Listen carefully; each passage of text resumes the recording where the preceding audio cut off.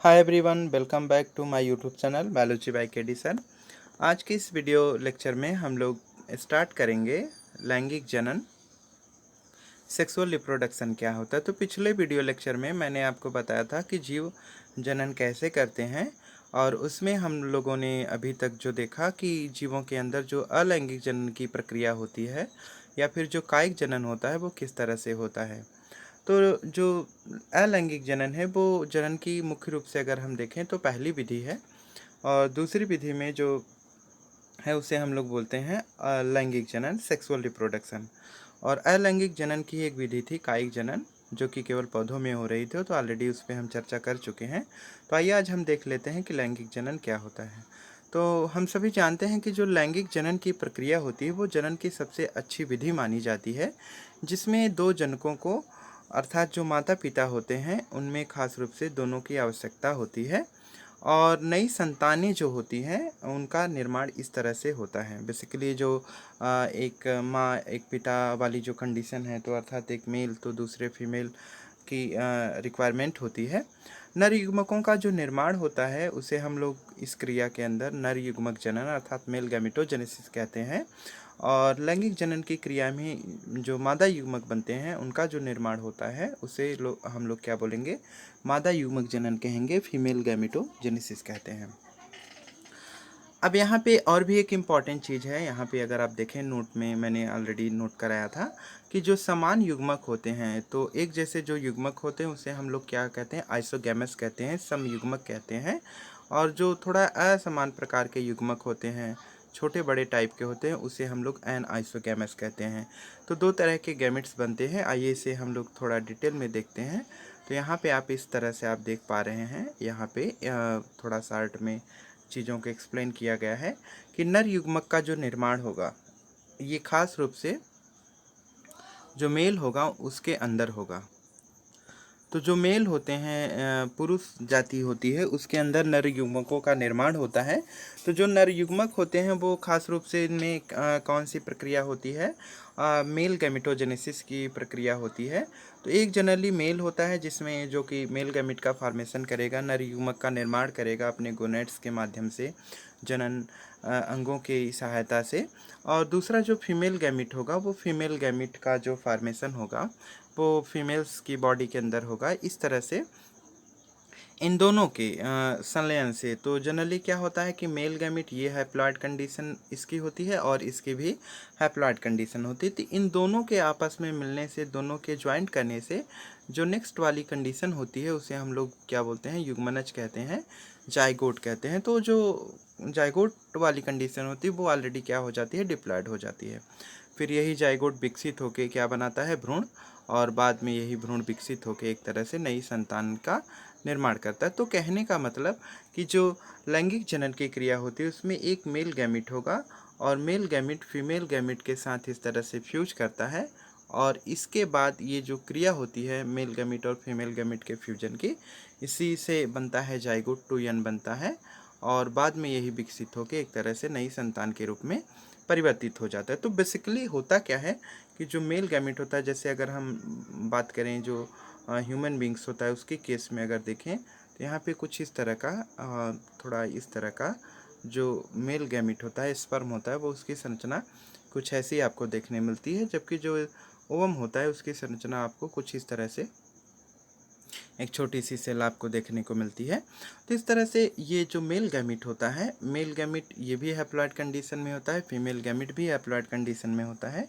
तो दोनों के आपस में फ्यूजन के बाद ही जाइगोट और एम्ब्रियो का फॉर्मेशन और बाद में नई संतान का डेवलपमेंट हो पाता है। तो जनरली अगर आप देखें तो इस तरह से जो लैंगिक जनन की क्रिया होती है वो संपन्न हो पाती है। इसकी और एक ख़ास बात होती है कि जो नर युग्मक होते हैं और जो मादा युग्मक होते हैं, दोनों जो क्रोमोसोम नंबर होते हैं पेरेंट्स के, उनके हाफ नंबर ऑफ क्रोमोसोम को ही ये कंटेन करते हैं। तो इस कारण से लैंगिक जनन के द्वारा जो संतानें उत्पन्न होती हैं वो अपने माता पिता से थोड़ी सी भिन्न भी हो जाती हैं। अब यहाँ पर हम देख लेते हैं लैंगिक जनन के क्या लक्षण होते हैं। तो लैंगिक जनन से जो संतानें होती हैं, उत्पन्न होती हैं, वो संतानें क्या होती हैं, एक तरह से असमान प्रकार की होती हैं। ऐसा क्यों हुआ? क्योंकि अब जाहिर सी बात है, जैसे मान लेते हैं कि माँ के अंदर 46 गुणसूत्र होंगे और पिता की कोशिकाओं में भी, प्रत्येक कोशिका में भी 46 गुणसूत्र होगा। तो इन गुणसूत्रों की संख्या माता पिता में तो समान होती है, परंतु जो नर युग्मक और मादा युग्मक कोशिकाएं होती हैं, तो जब वो हैप्लॉइड नंबर में हो जाती हैं, अर्थात जब वो यन और यन नंबर में रहती हैं, तो ऐसी स्थिति के कारण ही 2n का फॉर्मेशन होता है। तो यहाँ पे आप देख पा रहे हैं कि जो हैप्लॉइड नंबर ऑफ क्रोमोसोम होते हैं, अर्थात जो मेल गैमिट होता है और जो फीमेल गैमिट होता है, दोनों में गुणसूत्रों की संख्या आपको आधी आधी देखने को मिल रही है। और यहाँ पे जब दोनों का फ्यूजन होता है तो ये एक तरह से डिप्लॉयड 2n वाली कंडीशन आपको देखने को मिलती है। तो जनरली आपको यहाँ पे 2n वाली कंडीशन इस तरह से देखने को मिलती है।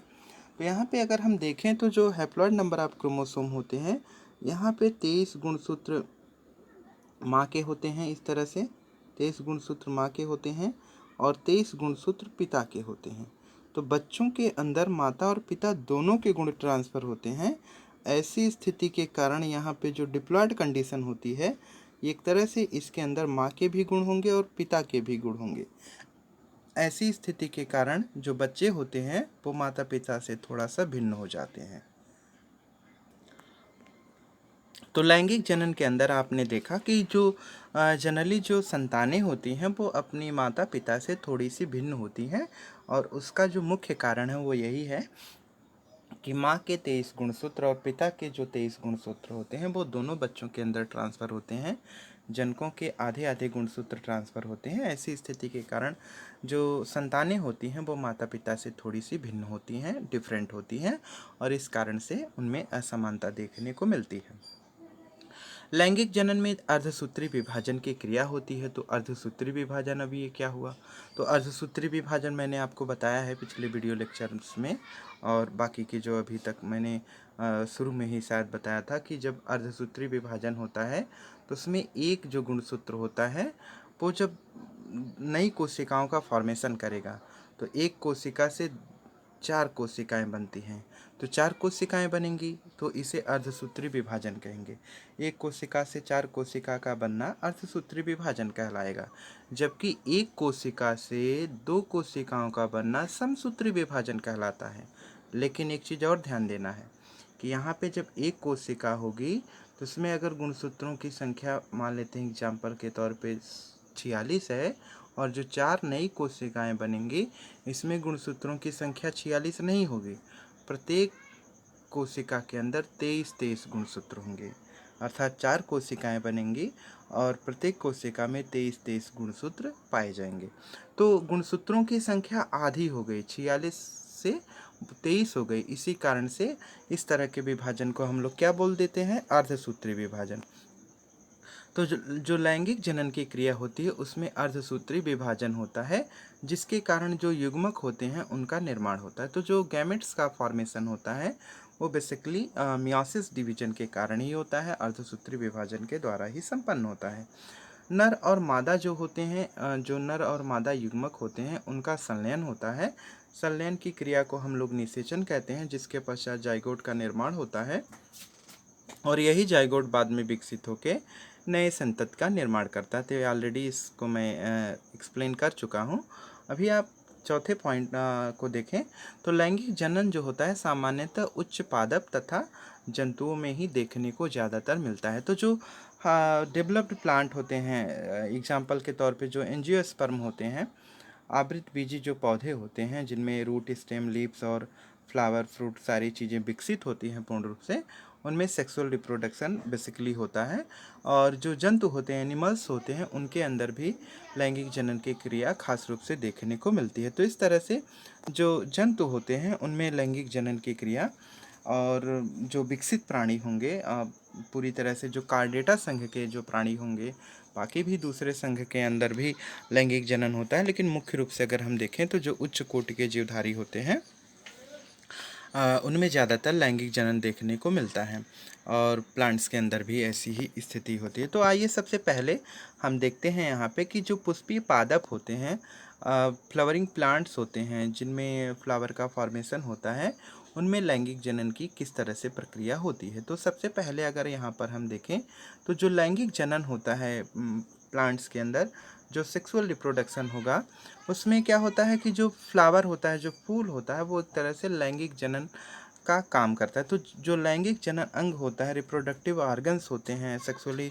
रिप्रोड्यूसिंग ऑर्गन्स होते हैं, उनमें खास रूप से जो सेक्सुअल ऑर्गन्स की तरह बिहेव करता है वो एक तरह से फ्लावर ही करता है। तो फूलों के अंदर कई तरह के ऐसे पार्ट्स होते हैं जो एक तरह से क्या करता है, पौधे के अंदर लैंगिक जनन अंगों के निर्माण और उनकी तौर पे कार्य करने का काम करेगा। तो इसमें सबसे पहले हम बात करते हैं सहायक जनन अंगों की, एसेसरी सेक्स ऑर्गन्स की। तो जो एसेसरी सेक्स ऑर्गन होते हैं ये एक तरह से सपोर्टिंग सेक्स ऑर्गन्स होते हैं, इनका किसी भी तरह का कोई रोल नहीं होता है जो लैंगिक जनन की प्रक्रिया होती है प्लांट्स के अंदर, पौधों के अंदर, लेकिन एक तरह से ये सहायता करते हैं रिप्रोडक्शन की जो प्रक्रिया होती है पौधों के अंदर, जो जनन की क्रिया होती है उनमें एक तरह से ये केवल सहायता करते हैं। तो इसी वजह से इन्हें हम लोग क्या कहते हैं, सहायक जनन अंग कहते हैं। इनका लैंगिक जनन की प्रक्रिया में किसी भी तरह का कोई योगदान नहीं होता है, पर ये सपोर्टिंग सेक्स ऑर्गन होते हैं।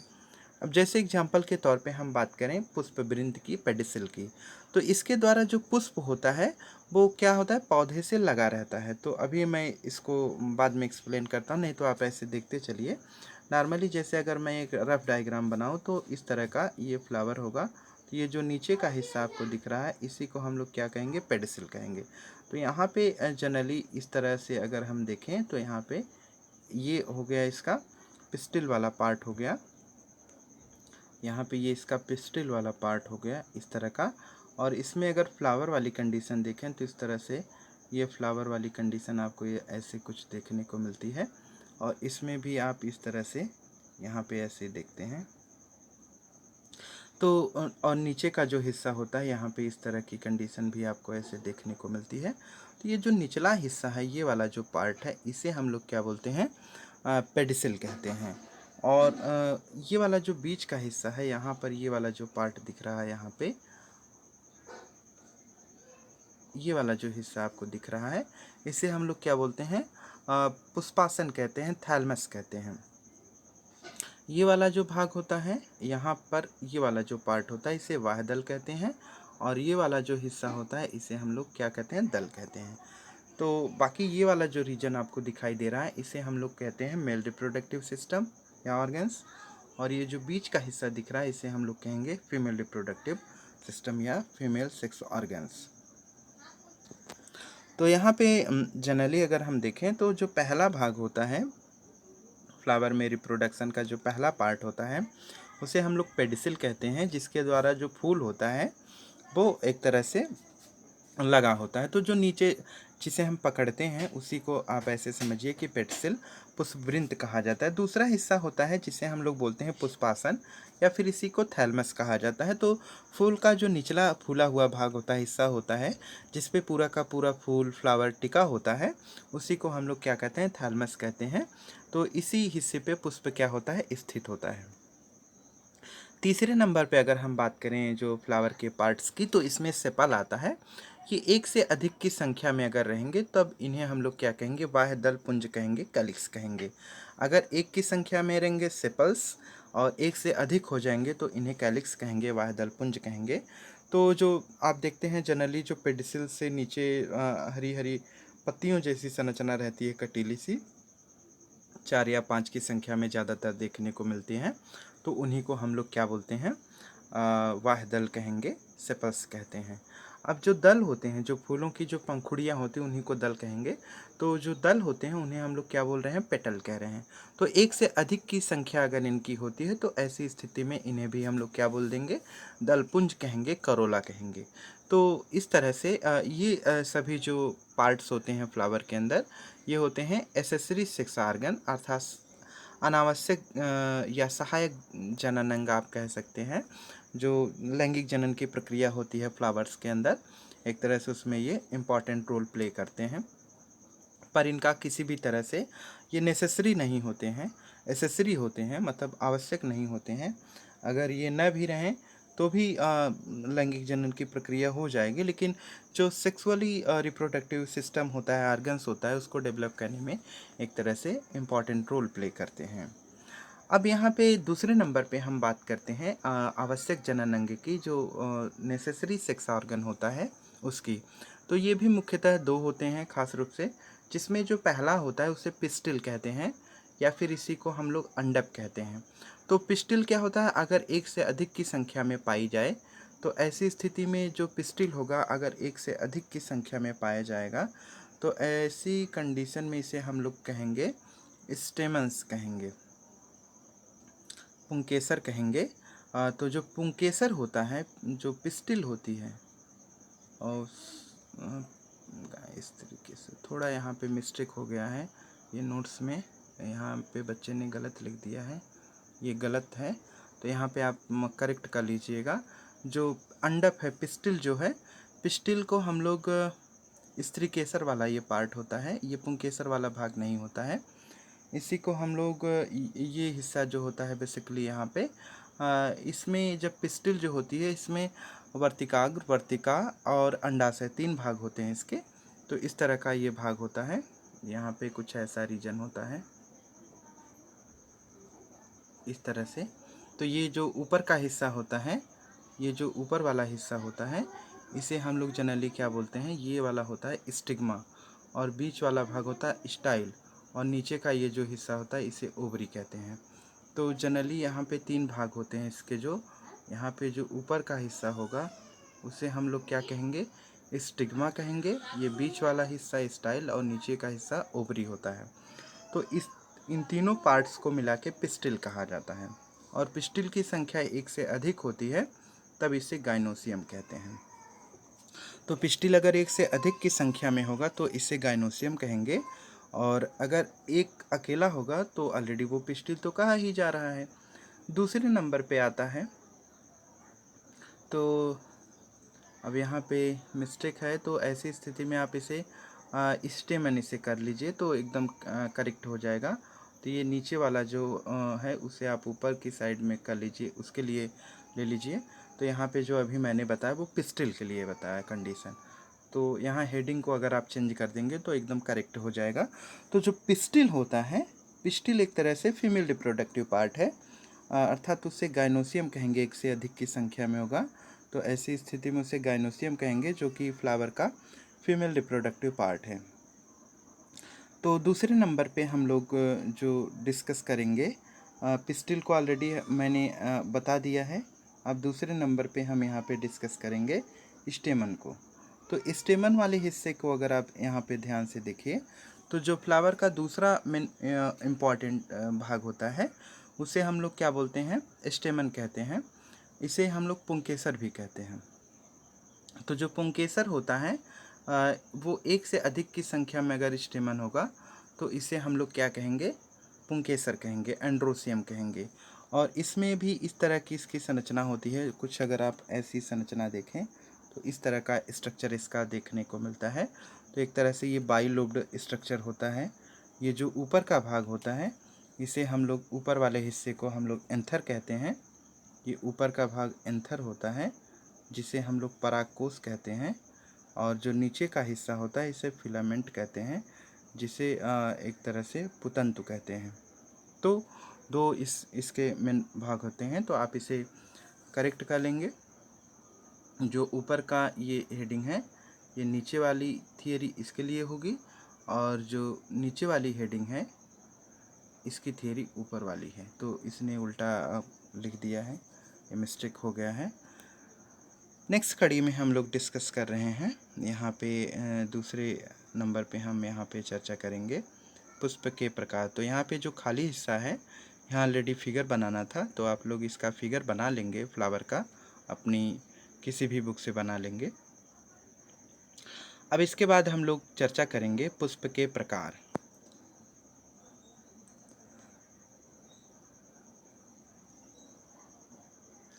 तो यहाँ पे अगर जनरली हम देखें, जो फ्लावर होते हैं, टाइप्स ऑफ फ्लावर होते हैं, जनन अंगों के आधार पे इन्हें मुख्य रूप से 2 भागों में डिवाइड किया जाता है।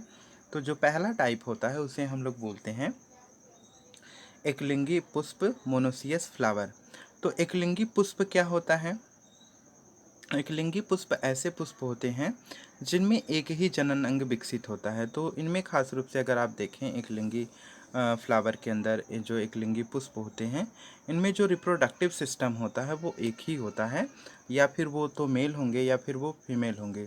तो जैसे हम एग्जांपल के तौर पे अगर देखें तो पपीता, तरबूज, कद्दू, ये ऐसे प्लांट्स होते हैं या फिर सब्जियां होती हैं, फल होते हैं, जिनके अंदर एक ही तरह का रिप्रोडक्टिव सिस्टम होता है, अर्थात ये पूरी तरह से एकलिंगी होते हैं। इनमें एकलिंगी का मतलब क्या हुआ कि ये जनरली इनमें जो मेल होगा या फीमेल होगा वो डिफरेंट होगा, अलग अलग होगा। तो ये या तो इनके अंदर मेल रिप्रोडक्टिव सिस्टम होगा या फिर फीमेल रिप्रोडक्टिव सिस्टम होगा। तो इस तरह से इन्हें एकलिंगी पुष्प कहा जाएगा। दूसरी कड़ी में हम लोग देखेंगे द्विलिंगी पुष्प को, बाइसेक्सुअल फ्लावर को। इसे हम लोग उभयलिंगी भी कहेंगे, क्योंकि इसके अंदर मेल रिप्रोडक्टिव पार्ट और फीमेल रिप्रोडक्टिव पार्ट दोनों विकसित होते हैं, नर जनन अंग और मादा जनन अंग दोनों पाए जाते हैं। तो ऐसी स्थिति के कारण इसे हम लोग द्विलिंगी पुष्प कहेंगे, उभयलिंगी पुष्प कहेंगे। तो ऐसे पुष्प जिनके अंदर नर और मादा दोनों जननांग उपस्थित होते हैं, मेल रिप्रोडक्टिव आर्गन और फीमेल रिप्रोडक्टिव आर्गन दोनों के दोनों पाए जाते हैं, तो ऐसी कंडीशन को हम लोग बाइसेक्सुअल फ्लावर या द्विलिंगी पुष्प कहते हैं। और इसमें आपको मुख्य रूप से अगर एग्जाम्पल के तौर पे हम देखें तो गुड़हल, सरसों, मटर और चना के अंदर जो स्थिति होती है वो बाइसेक्सुअल फ्लावर जैसी स्थिति होती है। इनके अंदर मेल और फीमेल दोनों तरह के रिप्रोडक्टिव ऑर्गन विकसित होते हैं। और नेक्स्ट हेडिंग में हम देख रहे हैं पौधों में लैंगिक जनन के लक्षण। जो फ्लावर होते हैं, प्लांट्स होते हैं, उनमें जो लैंगिक जनन की क्रिया होती है उनके क्या जनरल कैरेक्टर होते हैं। तो सबसे पहला जो स्टेप इनके अंदर होता है लैंगिक जनन का, अगर हम कैरेक्टर देखें तो सबसे पहली प्रक्रिया जो होती है उसे हम लोग कहेंगे युग्मक जनन, अर्थात गैमेटोजेनेसिस इसे कहेंगे। तो जो गैमेटोजेनेसिस की प्रक्रिया होगी जनरली अगर आप देखें ध्यान से यहाँ पे, तो मेल गैमेट और फीमेल गैमेट दोनों का फॉर्मेशन एक तरह से अलग अलग कंडीशन में देखने को मिलेगा। तो यहाँ पे जनरली अगर मेल गैमेट हम देखें तो जो मेल गैमेट का फॉर्मेशन होगा उसे मेल गैमेटोजेनेसिस, नर युग्मक जनन, और जो फीमेल गैमेट का फॉर्मेशन होगा उसे हम लोग फीमेल गैमेटोजेनेसिस, मादा युग्मक जनन कहेंगे। तो एक तरह से नर युग्मक हो या फिर मादा युग्मक हो, युग्मक दोनों हैं और दोनों हैप्लॉइड कंडीशन में होंगे, अर्थात एक गुणित अवस्था में होंगे। तो ऐसी स्थिति के कारण दोनों को हम लोग क्या कहेंगे, युग्मक कहेंगे। तो जैसे यहाँ पे एक सेल होती है, कोशिका होती है, जिसमें गुणसूत्रों की संख्या इस तरह से डिप्लॉयड है। जब ये नई कोशिका बनाएगी, नई 4 कोशिकाएं बनाएगी, अर्धसूत्री विभाजन होगा और अर्धसूत्री विभाजन के द्वारा 4 नई कोशिकाएं बनेंगी। तो चारों नई कोशिकाओं को युग्मक कहेंगे, गैमेट कहेंगे। उनमें जो क्रोमोसोम नंबर होगा, जो गुणसूत्रों की संख्या होगी, वो इसके कंपेयर में आधी होगी। तो जाहिर सी बात है, तो जो डिप्लॉयड सेल होगी वो कन्वर्ट किस में हो जाएगी, हैप्लॉयड में। तो हैप्लॉयड सेल में गुणसूत्रों की संख्या हो गई आधी। तो जब गुणसूत्रों की संख्या आधी हो गई, द्विगुणित कोशिका से एक गुणित कोशिका का निर्माण हुआ, तो ये जो एक गुणित कोशिका है इसी को हम लोग युग्मक कहेंगे। अब ये अगर मेल गैमीट है तो इसे नर युग्मक कहेंगे, और नर युग्मक है तो नर युग्मक मेल के अंदर हुआ, अर्थात नर पौधे के अंदर हुआ तो इसे नर युग्मक, और मादा पौधे के अंदर हुआ, फीमेल प्लांट के अंदर हुआ तो इसे हम लोग क्या कहेंगे, फीमेल गैमिट कहेंगे, मादा युग्मक कहेंगे। तो कहने का मतलब कुल मिलाकर जो जो फ्लावर होता है उसका जो मेल रिप्रोडक्टिव पार्ट होगा, जैसे हम बात करें एंथर की, तो जो एंथर होगा उसके अंदर अगर गैमिट के फॉर्मेशन की क्रिया हो रही है तो उसे मेल गैमिटोजेनेसिस कहेंगे। जबकि जो ये पिस्टिल होगी, जो इस तरह का ये जो पिस्टिल वाला भाग होगा, गाइनोसियम वाला हिस्सा होगा, तो यहाँ पे ये जो अंडाशय वाला भाग है, ओवरी वाला हिस्सा है, इसके अंदर अगर गैमिट का फॉर्मेशन हुआ तो ऐसी स्थिति के कारण इसे हम लोग क्या कहेंगे, फीमेल गैमेटोजेनेसिस कहेंगे। तो डिपेंड ये करता है कि जो गैमिट है उसका फॉर्मेशन किसके अंदर हो रहा है। तो फ्लावर का मैंने आपको बताया कि 2 तरह का मेन पार्ट होता है। तो जो पहला पार्ट होगा फ्लावर के अंदर, वो वाला हिस्सा इस तरह का, ये जो पहला भाग होता है इसे हम लोग क्या कहते हैं, फीमेल पार्ट, और जो दूसरा हिस्सा इस तरह से ऐसे इसमें लगा रहता है, ये मेल वाला पार्ट है। तो male reproductive part, female reproductive part 2 होते हैं। तो यहाँ पे ये वाला इस तरह का कुछ ऐसा स्ट्रक्चर, आपको ऐसा कुछ स्ट्रक्चर देखने को मिलता है। तो जनरली ये जो फिलामेंट तंतु जैसी जो संरचनाएं आपको दिख रही हैं, इसे हम लोग क्या बोलते हैं, एक तरह से ये वाला जो हिस्सा है इसे हम लोग मेल रिप्रोडक्टिव पार्ट कहेंगे, और ये पूरा का पूरा जो बीच का हिस्सा है इसे हम लोग फीमेल रिप्रोडक्टिव पार्ट कहते हैं। तो खास रूप से जो प्लांट्स होते हैं उनके अंदर जो मेल रिप्रोडक्टिव पार्ट होता है और जो फीमेल रिप्रोडक्टिव पार्ट होता है, दोनों के अंदर युग्मक कोशिकाओं का निर्माण होगा। जो गैमिट होता है, युग्मक होता है, युग्मक जनन की जो क्रिया होती है वो अर्धसूत्री विभाजन अर्थात मियोसिस के द्वारा होती है। और जो ये क्रिया होती है यह भी मुख्य रूप से अगर आप देखें तो दो तरह की होती है, जिसमें जो पहली प्रक्रिया होती है उसे हम लोग कहते हैं नर युग्मकोद्भिद या फिर परागकण का बनना। तो परागकण का मतलब हुआ पॉलन ग्रेन्स। तो जो यहाँ पे जो ये वाला हिस्सा होगा, यहाँ पे आप देख पा रहे हैं फिगर के अंदर जो मेल रिप्रोडक्टिव पार्ट है अर्थात जो एंथर है या फिर जिसे हम लोग स्टेमन कहते हैं, स्टेमन के अंदर अगर नर युग्मक बनेगा तब इसे हम लोग कहेंगे नर युग्मकोद्भिद परागकण का बनना। तो परागकण क्या होता है? परागकण एक तरह से ऐसी संरचना होती है, इस तरह के का कुछ गोल सा पार्ट होता है जिसके चारों तरफ कुछ इस तरह की का स्ट्रक्चर होता है। तो इस तरह से स्पोरोपोलेनिन नामक एक लिक्विड होता है, स्पोरोपोलेनिन लेयर होती है जिसके द्वारा जो पॉलन ग्रेन्स होते हैं वो चारों तरफ से ऐसे घिरे होते हैं, और इसी के ये एक तरह से क्या करते हैं, पॉलन ग्रेन्स हैं जो कि एक तरह से गैमिट सेल होती हैं और इनके अंदर पूरी तरह से जनन की क्षमता होती है और ये नए तरह के प्लांट्स को जर्मिनेट कर सकते हैं, निषेचन कर सकते हैं। तो ऐसी स्थिति जो होती है वो एक तरह से इसी के अंदर होती है, एंथर के अंदर होती है। तो यहाँ पे ये जो कंडीशन होती है इसे परागकण कहा जाएगा। अगर हम बात करें परागकण के संरचना की, तो मैंने अभी आपको स्ट्रक्चर जनरल तौर पे बना के दिखाया। और यहाँ पे अब जो परागकण होते हैं इसमें दो तरह की लेयर खास रूप से, वैसे तो तीन लेयर होती है लेकिन मुख्य रूप से दो होती है। एक होती है इंटाइन और दूसरी लेयर जो होती है उसे बोलते हैं एक्साइन। एक और लेयर होती है जिसे सेक्साइन कहते हैं। तो एक तरह से बाह्यचोल और अंतःचोल दो ही चोल होते हैं इसके अंदर। तो जो पॉलन ग्रेन होगा, पॉलन ग्रेन के अंदर एक इंटाइन होगी, तो दूसरी लेयर को हम लोग क्या बोलेंगे, एक्साइन कहेंगे।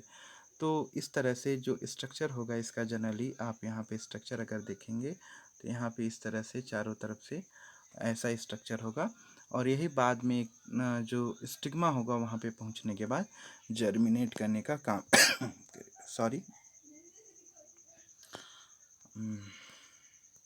तो यहाँ पे भी फिगर बनाना है, इसी वजह से पैराग्राफ खाली है।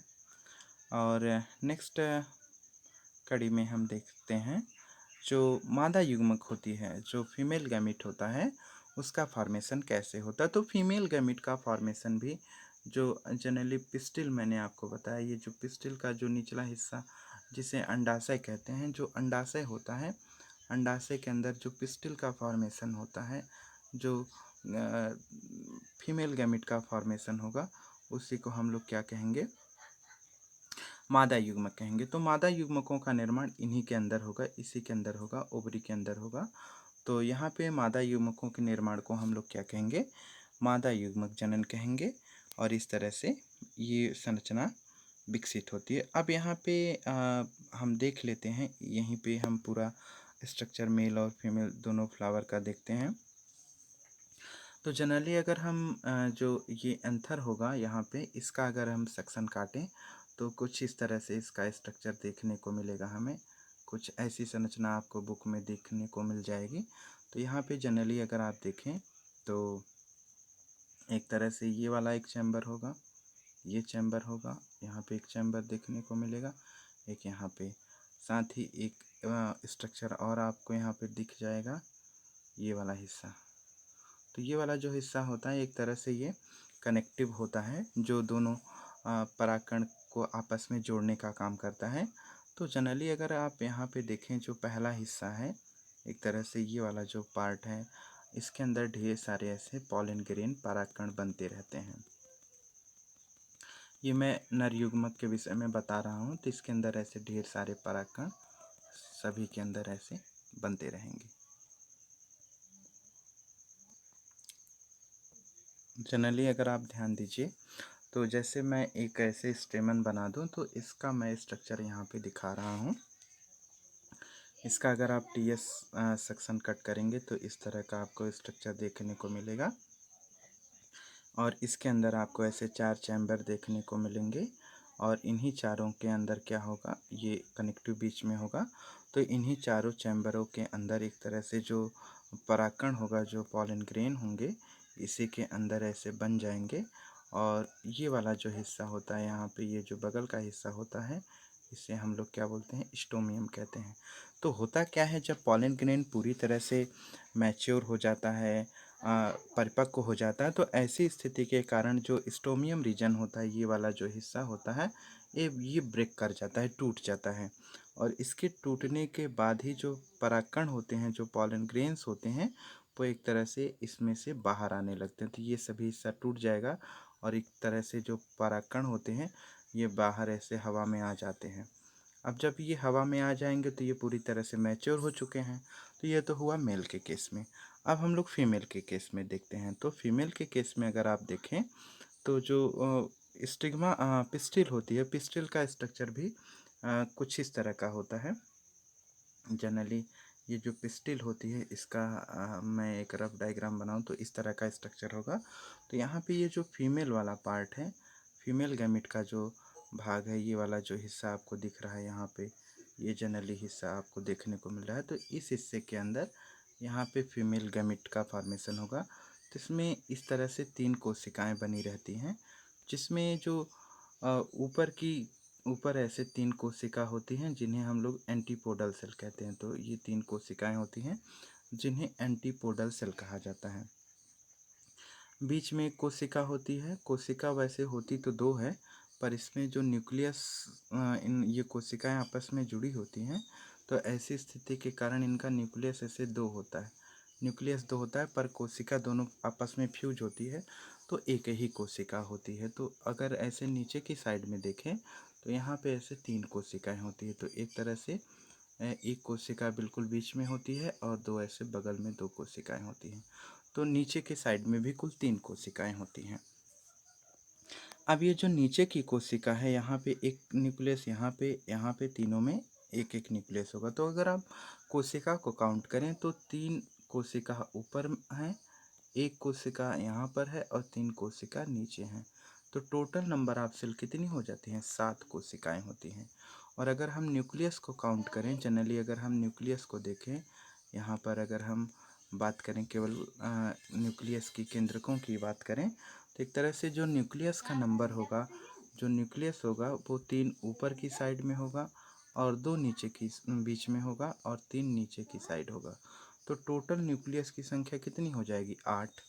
तो जो एक तरह से ओवरी के अंदर जो फीमेल रिप्रोडक्टिव पार्ट में जो एक यहाँ पे एग सेल बनती है, ये वाली जो कोशिका होती है, इसी को अंड कोशिका, एग सेल कहते हैं। तो जो एग सेल होती है, यही खास रूप से निषेचन की क्रिया में इम्पॉर्टेंट रोल प्ले करती है। तो यहाँ पे अब आप देखें तो होता क्या है कि जब जो मेल गैमिट होता है, यहाँ पे मैं फिर से एक फिगर बना दूँ, तो यहाँ पे जो मेल गैमिट होता है, मेल गैमिट अर्थात जो पॉलन ग्रेन होता है, पॉलन ग्रेन जब हवा के माध्यम से आता है तो एक तरह से जो परागकण होता है,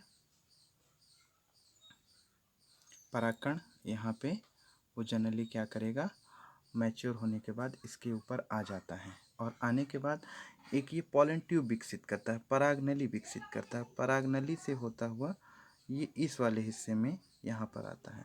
तो यहाँ पे मैंने अभी आपको बताया कि ऐसे 3 कोशिका नीचे और एक कोशिका ऐसे बीच में और 3 कोशिका ऐसे ऊपर होती है। तो जब ये नीचे आता है तो ज़्यादातर केसेस में देखा गया है कि जो परागकण होते हैं, वो परागकण क्या करेंगे, एक तरह से ये ज़्यादातर कंडीशन में ये विकसित होंगे। तो जब ये परागनली से होकर गुजरते हैं तो एक जो यहाँ पे कोशिका है, ये डिवाइड होके 2 हो जाती है। तो 2 हो जाती है तो एक कोशिका यहाँ पर एग सेल के साथ फ्यूज करती है और दूसरी कोशिका इसके साथ फ्यूज करती है। तो एक तरह से निषेचन की क्रिया 2 बार होती है। तो जो अंड कोशिका के साथ एग सेल के साथ फ्यूज करती है, वो सीड का फॉर्मेशन करती है, बीज का निर्माण करती है। और जो बीच वाले के साथ फ्यूज करती है वो एक तरह से किसका फॉर्मेशन करती है, इंडोस्पोर का फॉर्मेशन करती है। तो निषेचन की क्रिया इस तरह से प्लांट्स के अंदर कंप्लीट होती है। तो नेक्स्ट जो टॉपिक है उसमें हम लोग देखते हैं परागकण, पॉलिनेशन क्या होता है। तो पॉलिनेशन की प्रक्रिया जो होती है उसमें अगर आप देखें तो खास रूप से जो पॉलिनेशन होता है परागकण का, तो यहाँ पे ये जो एंथर होता है, जो जनरली एंथर होगा, एंथर से परागकण का निकलकर स्टिग्मा तक पहुँचना। तो जो स्टिग्मा है यहाँ पर इसका परागकण का पहुँच जाना, तो परागकण का एंथर से निकल के स्टिग्मा तक जो पहुँचना होता है, वही जो प्रक्रिया होती है उसी को हम लोग क्या कहते हैं, पॉलिनेशन कहते हैं। तो पॉलिनेशन का मतलब हुआ परागकण का परागकोश से निकलकर वर्तिकाग्र तक पहुँचना, क्या कहलाएगा, पॉलिनेशन, परागण कहलाएगा। तो यहाँ पे आप फिगर देख पा रहे हैं। तो ये जनरली ये जो परागकोश है, इस परागकोश के अंदर से परागकण यहाँ पर आ गया है और इस तरह से ये प्रक्रिया क्या कही जाएगी, पॉलिनेशन। अब पॉलिनेशन की जो क्रिया होती है ये भी दो टाइप से होती है, एक होता है स्वपरागण और दूसरा होता है परपरागण। तो नेक्स्ट कड़ी में अब हम इसे डिस्कस करेंगे कि स्वपरागण क्या है और परपरागण क्या है, इससे क्या फ़ायदे होते हैं, क्या नुकसान होते हैं। आज के वीडियो में बस इतना ही। धन्यवाद।